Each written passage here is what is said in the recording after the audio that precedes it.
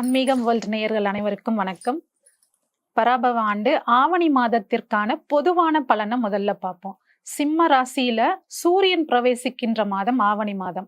சூரியன் தன்னுடைய ஆட்சி வீட்டுக்கு வந்தாலும் கேதுவோட சேர்ந்து கிரகஸ்தம் ஆகுறதுனால அரசியல் அதிகாரிகளுக்கும் அரசு அதிகாரிகள் அரசியல் சார்ந்த பிரமுகர்கள் எல்லாருக்குமே இந்த மாசம் ஒரு கஷ்டமான சூழ்நிலை இருக்கும்.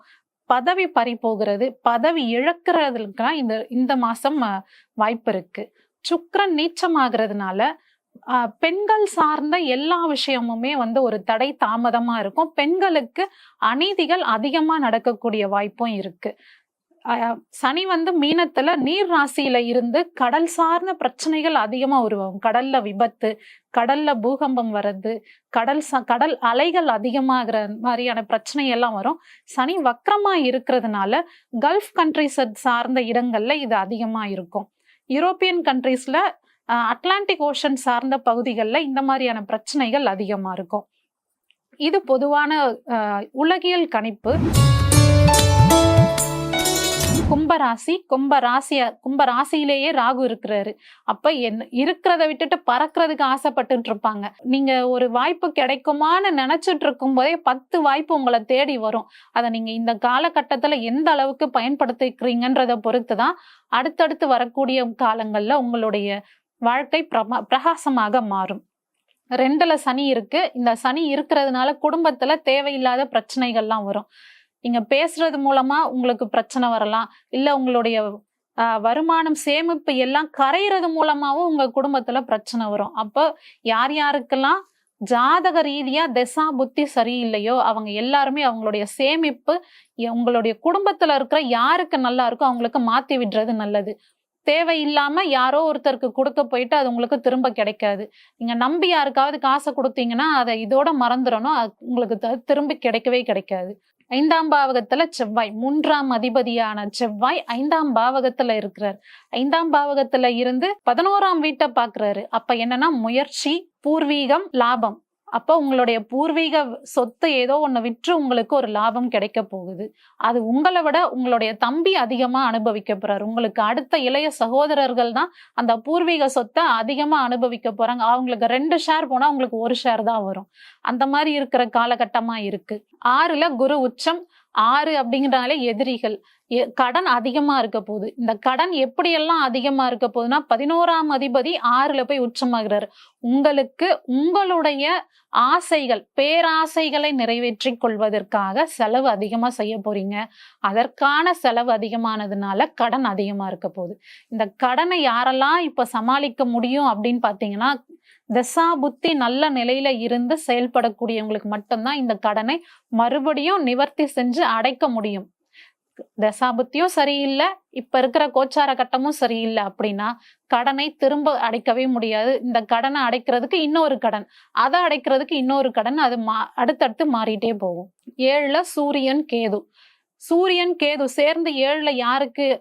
இந்த கும்பராசிக்கு இருக்கு இல்லையா? இந்த கும்பராசியில இருக்கிறவங்களுக்கு எல்லாருக்கும் பாருங்க, அரசாங்கம் மூலம் ஒரு நல்ல வாய்ப்பு கிடைக்கும். அரசு உத்தியோகம் கிடைக்கக்கூடிய ஒரு காலகட்டம் இருக்கும். கான்ட்ராக்டர் யாராவது இருந்தீங்கன்னா, அரசாங்க கான்ட்ராக்டரா இருந்தீங்கன்னா அவங்களுக்கு ஒரு நல்ல வாய்ப்பு கிடைக்கும்.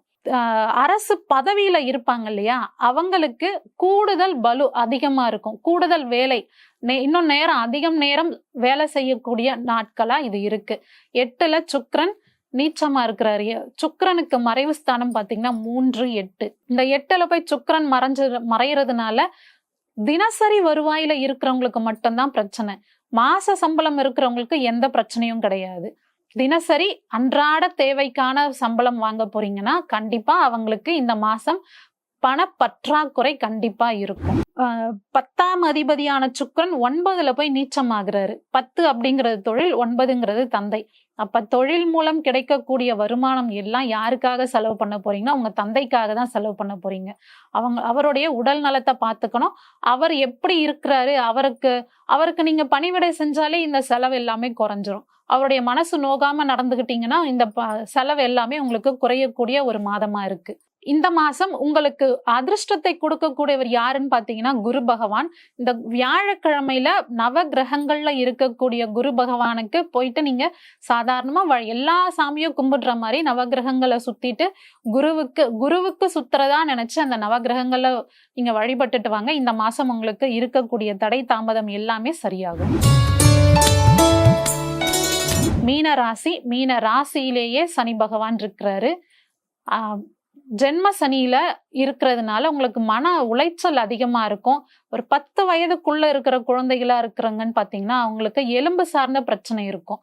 கை கால் எலும்பு உடையும். அதுக்கான ஆப்ரேஷன் பண்றவங்களா இருந்திருப்பாங்க. இந்த மாசத்துல என்னன்னா சனி வக்ரமா இருக்கு. சனி வக்ரமானதுனால இந்த ட்ரீட்மெண்ட்னால அது சரியாகக்கூடிய ஒரு மாதமா இது இருக்கு. 4ல செவ்வாய். வீடு வாங்கணும், வண்டி வாங்கணும்னு யாரெல்லாம் பிளான் பண்ணிட்டு இருக்கீங்களோ அவங்களுக்கு எல்லாருக்குமே இது ஒரு நல்ல மாதமா இருக்கும். வீடு உங்க பேர்லயே நீங்க வாங்கலாம். மீன ராசிக்கு 4ல செவ்வாய் இருக்கும் பொழுது கண்டிப்பா வீடு அமையும். உங்களுடைய 2 அப்படிங்கிறது சேமிப்பு. உங்களுடைய சேமிப்பை ஒரு நிலமாகவோ வீடாகவோ மாற்றக்கூடிய காலமாக இந்த ஆவணி மாசம் இருக்கு.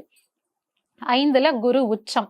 எப்பவுமே குரு தனிச்சு இருக்க கூடாது. இந்த மாசம் குறிப்பிட்ட நாட்கள் மட்டும் குரு தனிச்சு 5ஆம் பாவகத்துல இருக்கிறதுனால குழந்தை பாக்கியத்தை நோக்கி இருக்கிறவங்களுக்கு இது ஒரு தடை ஏற்படுத்தக்கூடிய ஒரு காலம்.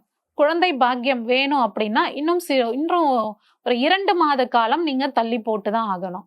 மெடிக்கல் ட்ரீட்மெண்ட் மூலமா குழந்தை பாக்கியம் வேணும்னா இந்த குருவுக்கு ராகு தொடர்பு ஏதாவது இருக்கணும். இந்த குருவுக்கு ராகு 6ல மறைஞ்சிருக்கிறதுனால ட்ரீட்மெண்ட் மூலமா இயற்கையா முறையிலையும் ட்ரீட்மெண்ட் மூலமா குழந்தை பாக்கியம் கண்டிப்பா இந்த மாசம் உங்களுக்கு ஒரு தடை கொடுக்கும். அதனால இன்னும் ஒரு மாசம் தள்ளி போடுறது நல்லது. 6ல சூரியன் கேது. விளையாட்டு வீரர்கள் இருக்காங்க இல்லையா, இந்த மீன ராசியில பிறந்த விளையாட்டு வீரர்களுக்கு ஒரு அங்கீகாரம், அரசாங்கத்தின் மூலமாக ஒரு அங்கீகாரம் கிடைக்கக்கூடிய ஒரு மாதமா இருக்க போகுது.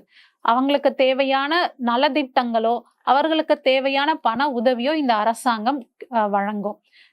மேலும் மேலும் அவர்களுடைய திறன்களை வளர்த்து கொள்ளக்கூடிய உதவிகள்லாம் கிடைக்கும்.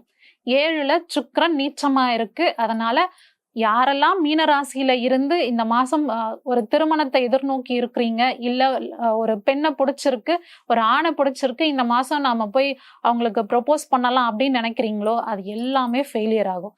திருமணம் சார்ந்த அனைத்து விஷயமும் இந்த மாசம் நீங்க தவிர்க்கிறது நல்லது. பொதுவா பாத்தீங்கன்னா இந்த மீன ராசியில இருக்கிறவங்க மத்தவங்களை விட இவங்க கையில பணம் அதிகமா இருக்கும். ஆனா இந்த மாசம் பணத்தை செலவழிக்க கூடிய மாதமா இது இருக்கு. மீன ராசியில அவங்களோட வயசை பார்த்தாலே கண்டுபிடிக்க முடியாது. மீன ராசி ரேவதி நட்சத்திரத்துல இருக்காங்கன்னா 60 வயசானா கூட ஒரு 30 வயசான மாதிரிதான் அவங்களுடைய தோற்றம் இருக்கும். ஆனா இந்த மாதம் என்ன ஆக போகுதுன்னா ஒரு மன சஞ்சலத்தினால அவங்களுடைய முகப்பொலிவு குறையும்.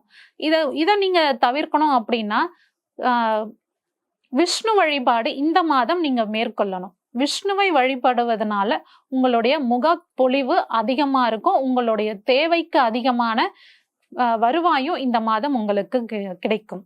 நன்றி, வணக்கம்.